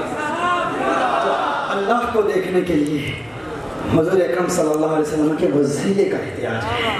ہاں تو یہ ہے کہ حضور اکرم صلی اللہ علیہ وسلم کی ذات پر نقش تراش کرنے والے. اب پورے سفر میں ہمارے ایک بھائی تھے, ان کو اتنا سر درد ہو, کہتے یار ہم مان لیتے ہیں, یہ لوگ مانتے کیوں نہیں؟ اتنے دلائل دیتے ہیں, ہم عقلی دلائل بھی دیتے ہیں, نقلی دلائل بھی, اصول قرآن سے منقول عبارات ہم پیش کرتے ہیں اور احادیث صحیحہ سے ثابت کرتے ہیں, تو یہ لوگ مانتے کیوں نہیں؟ یہ کیوں نہیں مانتے؟ کیونکہ انہیں ایسے شیوخ اور ایسے بزرگوں کی بارگاہ میں شرف تلمذ حاصل کرنے کی سعادت حاصل نہیں ہوئی, اس لیے وہ محروم ہیں بزرگوں سے. کیونکہ جب اہل علم اور اہل تصوف کے پاس آپ بیٹھو گے تو آپ کے دل کے بند دروازے کھلیں گے, یہ سب کچھ نظر آئے گا. کیونکہ دیکھیں, دیکھنے کے لیے جب نظریں بدلتی ہیں نا تو نظارہ بدل جاتا ہے. یہ دیکھنا پڑتا ہے کہ دیکھنے والا کون ہے, یہ دیکھنا پڑتا ہے کہ دیکھنے والا کون ہے. نظریں بدلیں گی تو نظارہ بدل جائے گا. ہاں, اور ایک نظر محبت کی ہوتی ہے, ایک نظر عداوت کی ہوتی ہے, ایک نظر محبت کی ہوتی ہے. اور محبت کی نظر سے جو منظر آپ دیکھتے ہیں وہ منظر مختلف ہوتا ہے, عداوت کی نظر سے دیکھتے ہیں تو منظر مختلف ہوتا ہے. نظریں بدلیں گی تو نظارے بدل جاتے ہیں. اچھا, اسی طرح پستی کی نظر اور ہے, بلندی کی نظر اور ہے. پستی کی نظر اور ہے, بلندی کی نظر. دیکھیے, کسی کنویں میں کوئی شخص بیٹھا ہو اور آپ اس سے کہیں, آپ کنویں کے اوپر بیٹھے ہیں, آپ اس سے کہیں آسمان کو دیکھ, پتا آسمان کتنا بڑا ہے. وہ کہے گا آسمان میں بھی دیکھ رہا ہوں, میری بھی دو نظریں ہیں, دو آنکھیں ہیں, تیری بھی دو آنکھیں ہیں, آسمان تو اس کنویں کے ڈھکن کے برابر ہے. وہ کہے گا آسمان اس کنویں کے ڈھکن کے برابر ہے. ہاں, آپ کہیں گے نہیں, آسمان کنویں کے ڈھکن کے برابر نہیں ہے, آسمان تو بہت بڑا ہے, جدھر دیکھو آسمان ہی آسمان نظر آ رہا ہے. اس نے آسمان کو دیکھا نہیں نا, وہ کنویں میں ہے, کنویں سے دیکھ رہا ہے, اوپر دیکھ رہا ہے. وہ کہہ رہا ہے نہیں نہیں, میری بھی دو آنکھیں, تیری بھی دو آنکھیں, تو بھی اسی آسمان کو دیکھ رہا ہے, میں بھی اسی آسمان کو دیکھ رہا ہوں. تو آپ کہیں گے عقل کے اندھے, عقل کے ناخن لے, تو یہ دیکھ, تو دیکھ کہاں سے رہا ہے؟ ہاں, تو دیکھ کہاں سے رہا ہے؟ تو کنویں کے نیچے سے دیکھ رہا ہے. ہاں, تو جو پستی سے کسی بلندی کو دیکھے اس کا نظارہ اور ہوتا ہے, اور جو بلندی سے آسمان کو دیکھے اس کا نظارہ اور ہوتا ہے. جو پستی میں بیٹھ کے آسمان کو دیکھ رہا ہے, اس عقل کے ڈھکن کو آسمان بھی کنویں کے ڈھکن کی طرح ہی نظر آ رہا ہے, کیونکہ اس کے عقل پر ڈھکن ہے, اس کے عقل پر ڈھکن ہے, عقل پر پردے پڑ چکے. یہ جملہ ابھی ذہن میں آیا ہے. اس عقل کے اندھے کو کہو کہ تو چونکہ پستی میں ہے, تجھے آسمان کنویں کے ڈھکن کی طرح نظر آ رہا ہے. ذرا بلندی پر آ کر دیکھ, تجھے ہر طرف آسمان ہی آسمان نظر آئے گا. میں کہتا ہوں کہ بد عقیدگی کی پستی سے جو آسمان کو دیکھے گا اسے کنویں کا ڈھکن نظر آئے گا, اور عقیدت کی رعت سے جو آسمان کو دیکھے گا اسے ہر طرف آسمان نظر آئے گا. اسی طرح گمراہی اور بد عقیدگی کی پستی سے جو شان مصطفیٰ کو دیکھنے کی کوشش کرے گا وہ شان مصطفیٰ کو سمجھ نہیں پائے گا. اور اگر عقیدت, ادب اور احترام اور عشق کی بلندی اور رفعت سے جو آقا کے حسن کو دیکھے گا اسے ہر طرف رحمت للعالمین کے جلوے نظر آئے گا. ہر طرف ملیں کے والے نظریں بدلتی ہیں تو نظارے بدل جاتے ہیں. اب دیکھیں,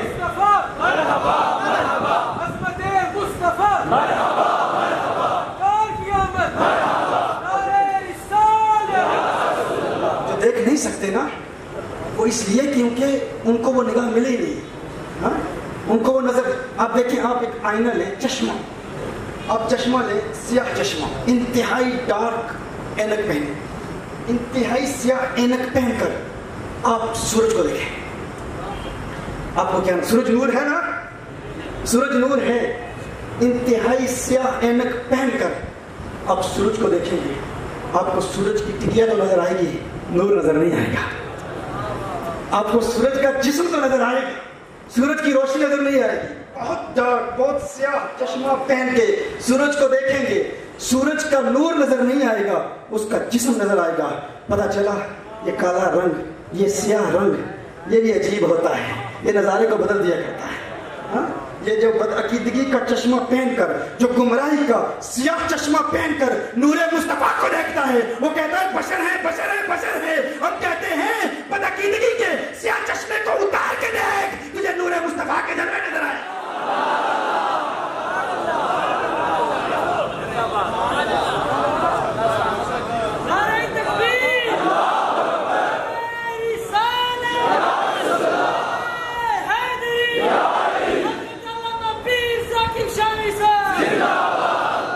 اپنی آنکھوں کا علاج کریں. دیکھیں یہ جو الو ہے نا, الو, اسے نور نظر نہیں آتا. چمگادڑ کو بھی نور نظر نہیں آتا. روشنی میں کچھ نظر آ جاتی ہے, کچھ کبھی نظر آ جاتی ہے, لیکن آنکھیں بند کر لیتے ہیں دن کے وقت. الو جو ہے دن کے وقت آنکھیں بند کر لیتے ہیں, ان کو یہ روشنی اچھی نہیں لگتی. ہاں, کچھ اگر کوئی کہے نا کچھ نظر آتا بھی ہے, تو ہم کہیں گے وہ جو کہتے ہیں کہ ٹھیک ہے نور حسی نہیں, ہم نور ہدایت مانتے ہیں, بس ہدایت ہی مانتے ہیں. ہم تو الو کو, چمگادڑ کو, اسے رات کے وقت اسے تاریکی نظر آتی ہے, اسے نور نظر نہیں آتا. تو جو کہے نا کہ ہمیں نور نظر نہیں آتا, اسے کہو تجھے نظر آ بھی نہیں سکتا, تیرے لیے ناممکن ہے. اس پر فقیر نے ایک شعر لکھا تھا کافی عرصہ پہلے کہ ایک نقطے نے کم ظرف کا عقیدہ بدل دیا. ایک نقطے نے, وہ ہے نا ہم دعا لکھتے رہے, وہ دغا پڑھتے رہے, ایک نقطے نے محرم سے مجرم بنا دیا. دعا اور دغا, دعا کی عین میں نقطہ نہیں ہے, دغا کی عین میں نقطہ ہے, محرم میں نقطہ نہیں ہے, مجرم میں نقطہ ہے. ہم دعا لکھتے رہے, وہ دغا پڑھتے رہے, ایک نقطے نے محرم سے مجرم بنا دیا. تو کچھ لوگ کہتے ہیں یہ حضور کی تعریف میں غلوف کرتے ہیں, غلوف ایگزیجریشن کرتے ہیں, حضور کی شان کو بہت بڑا چڑھا کر بیان کرتے ہیں. علیہ اللہ. تو میں نے کہا کہ ایک نقطے نے کم ظرف کا عقیدہ بدل دیا, اس الو نے علوف کو غلوف پڑھ لیا.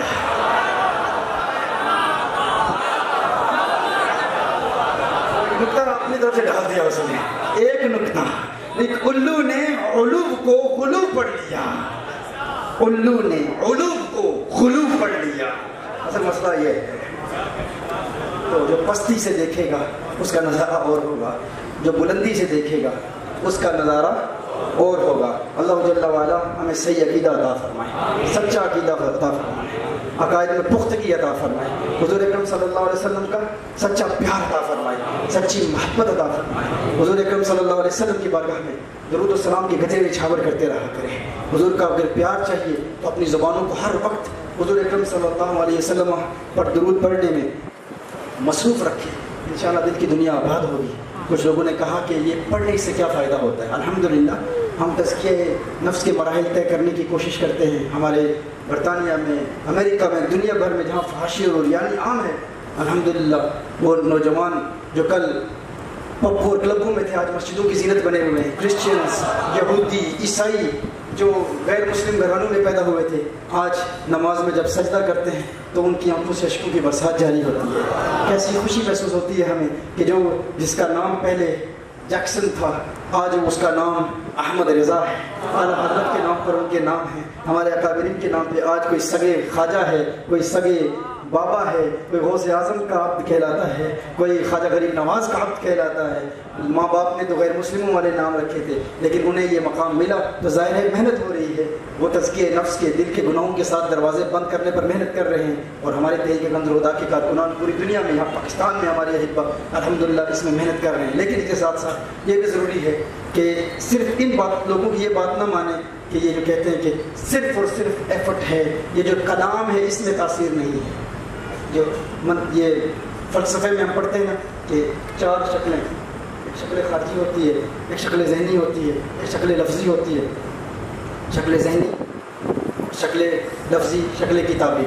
وہ حضرت ابو بکر شبلی علیہ رحمہ ایک بیان فرما رہے تھے، اس میں اللہ جل وعلا کے اس میں ذات کی تاثیر پر گفتگو فرما رہے تھے کہ اس میں ذات میں بڑی قوت ہے، یہ دل کی دنیا بدل دیتا ہے. تو پوری سینہ مجلس میں بیٹھا ہے، وہ کہتا ہے کہ ہم نے ابھی اللہ جل وعلا کے وجود کو مانا ہے. اس میں ذات، اللہ کی ذات جو ہے وہ مؤثر ہے، لیکن اللہ کے نام میں تاثیر ہم نہیں مانتے. اللہ کی ذات مؤثر حقیقی ہے، تو لیکن اللہ کے نام میں کیسی تاثیر پیدا ہوگی کہ وہ دل کی دنیا بدل دے گا. تو ابو بکر شبلی علیہ رحمہ نے ارشاد فرمایا تو گدھا ہے، اور گدھوں کو کون سمجھائے. بزرگوں کا دعوت اور تبلیغ کا انداز بھی جدا ہوتا ہے. فرمایا تو گدھا ہے، اب گدھوں کو کون سمجھائے. تو غصے میں آ گیا، مجھے گدھا ہی کہہ دیا. اپنے دور کا فلسفی گول سینہ جلال میں آ گیا.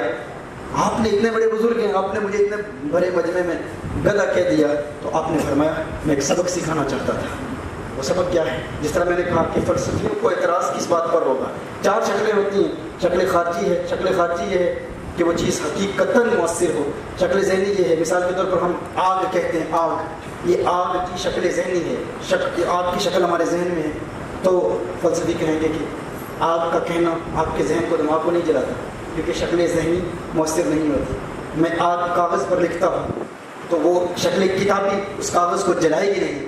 میں آگ کا تلفظ کرتا ہوں تو میری زبان جلے گی نہیں. شکل خارجی ہی مؤثر ہوتی ہے، حقیقی خارجی شکل آگ کی وہی جلاتی ہے. تو بولی سینہ نے کہا کہ ہم شکل خارجی کو ہی مؤثر مانتے ہیں. تو ابو بکر شبلی علیہ رحمہ نے ارشاد فرمایا گدھے کو کون سمجھائے. تو وہ جلال میں آ گیا، غصے میں آ گیا، چہرہ اس کا سرخ ہو گیا. تو ابو بکر شبلی علیہ رحمہ نے فرمایا میں یہی سبق سکھانا چاہتا تھا. اگر میں نے گدھے کا نام لیا، گدھے کے نام میں اتنا اثر تھا کہ تیرے چہرے کا رنگ بدل گیا، تو اللہ کے نام میں اثر کیوں نہیں ہوگا؟ اگر گدھے کے نام سے تیرے چہرے کا رنگ بدل جائے گا تو اللہ کے نام سے تیرے دل کی دنیا کیوں نہیں بدلے گی؟ کبھی یہ نہ سوچے. پھر اوراد کی اپنی طاقت ہے، ان وظائف کی اپنی قوت ہے. یہ اوراد، وظائف، صلوات و سلام، درود و سلام، یہ پڑھتے رہا کریں اور کثرت سے پڑھتے رہا کریں. اور میرے دوستوں، وقت کے حوالے سے جو والعصر، وقت میں بھی فرق ہے. ایسا ہوتا ہے کہ ایک وقت میں دوسرے وقت سے زیادہ اثر ہوتا ہے، برکت ہوتی ہے. سب سے زیادہ برکت والا وقت ہمارے مشایخ چشت اہل بہشت فرماتے ہیں صبح صادق. صبح صادق اس میں سب سے زیادہ برکت ہے. بے شمار حدیث ہے، نبی کریم صلی اللہ علیہ وسلم کی حدیث کا مفہوم ہے روزی تلاش کرتے ہو صبح کے وقت تلاش کرو. جو صبح سوتا رہتا ہے اس کی روزی روک دی جاتی ہے، جو صبح جاگتا ہے روزی تلاش کرتا ہے اس کی روزی میں برکت ہوتی ہے. حضرت ابراہیم بن ادہم کا مناظرہ ایک شخص سے ہوا جو برکت کا منکر تھا. وہ کہتا تھا برکت کوئی چیز نہیں ہوتی. تو حضرت ابراہیم بن ادہم رحمہ اللہ نے آپ نے فرمایا بتا دنیا میں بکریاں زیادہ ہوتی ہیں یا کتے زیادہ ہوتے ہیں؟ بکریاں زیادہ ہیں یا کتے زیادہ ہیں؟ اس نے کہا بکریاں زیادہ نظر آتی ہیں، گلیوں بازاروں میں بکریاں زیادہ نظر آتی ہیں. تو آپ نے فرمایا بتا کہ بکریاں زیادہ بچے جنتی ہیں یا کتے زیادہ بچے جنتے ہیں؟ اس نے کہا کہ کتے. آپ نے فرمایا کتوں کے بچے زیادہ ہوتے ہیں، بکریوں کے کم ہوتے ہیں، لیکن پھر بھی بکریاں زیادہ ہوتی ہیں، کیوں؟ اس نے کہا کیوں؟ کہا یہی تو برکت ہے، یہی تو برکت ہے. کہا یہ برکت آئی کہاں سے؟ تو حضرت ابراہیم بن ادہم نے فرمایا رات کے وقت کتے جاگتے رہتے ہیں، بھونکتے رہتے ہیں. جب صبح صادق کا وقت ہوتا ہے سو جاتے ہیں. بکریاں رات کے وقت سوتی ہیں. جب نزول برکت کا وقت صبح صادق کا وقت ہوتا ہے وہ بیدار ہوتی ہیں. صبح صادق کے وقت برکت والی گھڑیوں میں بکریاں جاگتی ہیں، اللہ نے ان میں برکت پیدا فرما دی. اسی لیے بکریاں زیادہ ہوتی ہیں، کتے کم. تو وقتوں میں بھی برکت ہے. والعصر، اللہ جل وعلا نے اس وقت کی قسم یاد فرمائی. ہمارے شیخ فرماتے ہیں کہ عصر کا وقت ہے اور سب سے بہتر وقت، والعصر محبوب کے زمانے کا وقت، اور سب سے بہتر زمانہ کون سا ہے؟ محبوب کا زمانہ. اور سب سے بہتر وقت کون سا ہے؟ صبح صادق ہے. صبح صادق ہے. کہا کیوں ہے؟ کہا اس لیے کیونکہ یہ میلاد مصطفیٰ کا وقت ہے. اللہ نے اپنے حبیب کے میلاد کے وقت میں وہ برکت رکھی ہے جو کسی اور وقت میں نہیں رکھی ہے. تو صبح بیدار ہو کر اللہ اور کونین کے والی صلی اللہ علیہ وسلم پر درود و سلام کے گجرے نشاور کیا کریں. اور یہ سورۃ العصر، اس کو ہمارے علماء نے پورے قرآن کا انڈیکس کہا ہے. امام شافعی تو فرماتے ہیں کہ لو تدبر الناس هذه السورہ لکفت الناس، کہ اگر اس صورت پر لوگ تدبر کریں، غور کریں، تو انسانوں کی ہدایت کے لیے ایک صورت کافی ہے۔ اور امام شافعی رحمۃ اللہ تعالیٰ علیہ کا ایک دوسرا قول ہے کہ لم ينزل من القرآن سواها، اگر اللہ جل وعلا نے اس صورت کے علاوہ کسی صورت کو نازل نہ کیا ہوتا لکفت الناس، تو یہی صورت، ایک صورت ان تمام انسانیت کی ہدایت کے لیے کافی ہوتی، یہ ایک صورت۔ اور صحابہ کرام علیہ رضوان، امام راضی نے فرمایا ہے کہ جب ایک دوسرے سے ملتے اور مل کر جب جدا ہوتے تو یہ صورت پڑھتے ہیں، سورۃ العصر۔ ایک صحابی دوسری صحابی کو سناتا، تو جب بھی اپنی محفل ہو تو محفل میں جب آپ منتشر ہوں تو منتشر ہونے سے پہلے سورۃ العصر کو ایک مرتبہ ضرور پڑھ لیا کریں، سورۃ العصر کو ایک مرتبہ۔ اور سورۃ العصر کے پڑھنے سے انسان کی زندگی میں برکت پیدا ہوتی ہے۔ یہ ایک صورت ہے، اس میں مفسرین کے نزدیک تمام قرآن کا خلاصہ ہے، تمام قرآن کا خلاصہ ہے۔ اور یہ موٹیویشنل صورت بھی ہے، یہ آپ کو بہترین بزنس مین بنائے گی، بہترین۔ یعنی والعصر کے تحت جو میرے لیکچرز آپ یوٹیوب پر یا دیگر سوشل میڈیا کے نیٹ ورکس پر آپ دیکھ سکتے ہیں کہ والعصر کے تحت ہم نے ٹائم مینجمنٹ پر کلام کیا ہے۔ ان الانسان لفی خسر، کہ فیلئر کے ذریعے انسان کامیابی کیسے حاصل کرتا ہے۔ فیلئر کا اپوزٹ مفہوم مخالف کیا ہے؟ جتن ہر کوئی کھیلے تو ہارن کھیڑ فقیرہ، جتن دامل کوٹی پہنگا تے ہارن دامل ہیرا۔ تو یہ ناکامی انسان کو کامیابی کی مناظر کیسے طے کراتی ہے۔ اور پھر الا الذین آمنوا، پھر سیلف ڈیولپمنٹ۔ امام مالک علیہ رحمہ ارشاد فرماتے ہیں اپنی ذات پر یقین پیدا کرنا، اللہ کی ذات پر یقین کرتے ہوئے اپنی ذات پر یقین پیدا کرنا، اور لوگوں کے منفی جملوں سے بچنے کا طریقہ وہ ہم اس کے تحت سکھاتے ہیں۔ الا الذین آمنوا وعملوا الصالحات، پھر ایکشن پلان کیا ہونا چاہیے، محنت کیسے ہونی چاہیے۔ وتواصوا بالحق، اس میں تواصو یہ باب تفاعل سے، تواصی بالحق کیا ہوتا ہے؟ یہ تکرار کا تقاضا کرتا ہے، بار بار محنت کرنا۔ اور ٹیم ورک، لوگوں کے ساتھ محنت کرنا۔ ٹیم ورک کا طریقہ کیا ہے؟ یہ کوپریٹ دنیا میں جو چیزیں لوگ سکھاتے ہیں الحمدللہ ہم قرآن و سنت کی روشنی میں سکھاتے ہیں۔ وتواصوا بالصبر، پھر اپنی ٹیم ورک میں اپنے ورک کالیگس کے ساتھ پیشنس کے ساتھ کس طرح پیش آیا جائے۔ اگر کوئی شخص ڈوب رہا ہو نا، ڈوبتے ہوئے شخص، بے ہوش شخص ہے، سمندر میں ہے، پانی میں ڈوب رہا ہے، تو اس ڈوبتے ہوئے شخص کو نجات حاصل کرنے کے لیے سب سے پہلے کس چیز کی ضرورت ہے؟ بے ہوش شخص پانی کے نیچے ہے، ڈوب رہا ہے، تو نجات کے لیے سب سے پہلے اسے کیا کرنا ہوگا؟ نکلنے سے پہلے کیا کرنا ہوگا؟ ہوش میں آنا ہوگا، بیدار ہونا پڑے گا۔ وہ بیدار ہو جاتا ہے، ہوش میں آتا ہے۔ کیا ہوش میں آنا کافی؟ اسے تیرنا سیکھنا ہوگا، تیرے گا تو باہر نکلے گا، پھر نجات حاصل ہوگی۔ لیکن صرف تیرنا ہی کافی نہیں ہے۔ الا الذین آمنوا والعصر، اللہ قسم ارشاد فرما رہے وقت کی، مطلب یہ ہے کہ وقت بہت کم ہے، ڈوبتے ہوئے شخص کے لیے وقت بہت کم ہے۔ اگر وہ بے ہوش بھی ہے، پانی کے نیچے ہے، سمندر کے نیچے ہے، بے ہوش ہے، وہ ڈوب رہا ہے، مر رہا ہے اور بے ہوش بھی ہے، سب سے پہلے اس کے لیے بیدار ہونا ضروری ہے، ہوش میں آئے، آنکھیں کھولے۔ اگر اس کا عقیدہ صحیح نہیں ہے تو عقیدہ درست کرے، اگر غیر مسلم ہے تو ایمان لائے، اسلام کو قبول کرے۔ لیکن اگر وہ ایمان لاتا ہے، مسلمان بھی ہو جاتا ہے، بیدار ہو جاتا ہے، اور وہ کہتے ہیں بس میرے لیے یہی کافی ہے، بھائی میں عقیدہ اہل سنت والا ہوں، میرا عقیدہ سچا ہے، میرے نظریات درست ہیں، میرے لیے یہی کافی ہے، تو فقط بیدار ہونا کافی نہیں ہے، تیرنا سیکھنا بھی ضروری ہے۔ دین اسلام کے لازمی علوم، ضروریات اہل سنت، مذہب اہل سنت اور فقہ کے احکام سیکھنا، نماز کے احکام سیکھنا، تجوید سیکھنا، تاکہ وہ عبادات کے ذریعے دین اسلام کی تعلیمات پر عمل کرتے ہوئے تیر کر سمندر سے باہر نکلے۔ الا الذین آمنوا، ایمان، ہوش میں آ جاؤ، بیدار ہو جاؤ، غفلت کی نیند سے بیدار ہو جاؤ۔ تم ڈوب رہے ہو، اگر اس حالت میں مر گئے تو جہنم کا ایندھن بنو گے۔ بیدار ہونا ضروری ہے۔ والعصر، اللہ جل وعلا وقت کی قسم یاد فرما رہا ہے، وقت بہت کم ہے، اگر یوں ہی بے ہوش پڑے رہے تو سب سے زیادہ خسارے کا سامنا تمہیں کرنا پڑے گا، سب سے زیادہ نقصان کا سامنا تمہیں کرنا پڑے گا۔ تو سب سے پہلی چیز کیا ہے؟ تم بے ہوش ہو رہے ہو، بیدار ہو جاؤ، جاؤ کو غفلت کی نیند سے بیدار ہو جاؤ۔ بیدار ہو گئے تو اب یہ نہیں ہے کہ ہم صوفی صاحب گھر میں بیٹھے اللہ اللہ کر رہے ہیں، یہی کافی ہے ہمارے لیے، احکام دین سیکھنا ہے، یا کچھ لوگ کہتے ہیں ہمارا عقیدہ درست ہے، یہی کافی ہے۔ ہاں عقیدے کی درستگی ضروری ہے، لیکن عمل ضروری ہے۔ الا الذین آمنوا وعملوا الصالحات، تیرنا سیکھو، باہر نکلو۔ اب وہ باہر نکلتا ہے پانی سے، پھر اچانک اسے محسوس ہوتا ہے کہ اس کے پاؤں زنجیروں سے جکڑے ہوئے ہیں، پاؤں زنجیروں سے جکڑے ہوئے ہیں۔ پھر اسے محسوس ہوتا ہے کہ نیچے اور بھی کچھ لوگ ہیں، وہ بھی بے ہوش پڑے ہیں پانی کے نیچے۔ اور ان کے پاؤں کی زنجیر ان کے پاؤں کے ساتھ جکڑی ہوئی ہے اور وہ ان کو جکڑ کے واپس لے آ رہے ہیں. تو پتہ چلا اب اس کے لیے ایک اور کام بھی ضروری ہے. وہ بیدار بھی ہو گیا, دین کی فقہ کا علم بھی حاصل کیا, تیرنا سیکھ بھی لیا, اب جانتا ہے باہر کیسے نکلنا ہے, باہر نکل گیا. لیکن ایک زنجیر اسے پکڑ کر کھینچ کر واپس لاتی ہے. وہ دیکھتا ہے کہ اس کا قریبی دوست وہ ڈرگس کا ایڈکٹ ہے, وہ منشیات بیچ رہا ہے, قاتی ہے, شرابی ہے, زانی ہے, گنہگار ہے, اس کا دوست ہے. اب اسے محسوس ہوگا کنتم خیر امت اخرجت للناس تأمرون بالمعروف وتنهون عن المنکر, کہ تم خیر الامم اسی لیے ہو کہ ماضی کی امتوں کے لیے ضروری نہیں تھا کہ وہ دین کے داعی بنتے, انبیاء ہی داعی ہوتے تھے. لیکن تمہاری خصوصیت یہ ہے کہ تم میں سے ہر شخص مبلغ ہے, ہر شخص کی ذمہ داری ہے خود بھی بیدار ہو جاؤ اور باقی سوئے ہوئے کو بھی بیدار کرو, وگرنہ تمہیں نجات نہیں حاصل ہوگی. اب وہ نیچے آتا ہے, جب دیکھتا ہے بھائی کو جگاتا ہے, جھاگ بیدار ہو جا, میری نجات کا دار و مدار تیری بیداری پر ہے.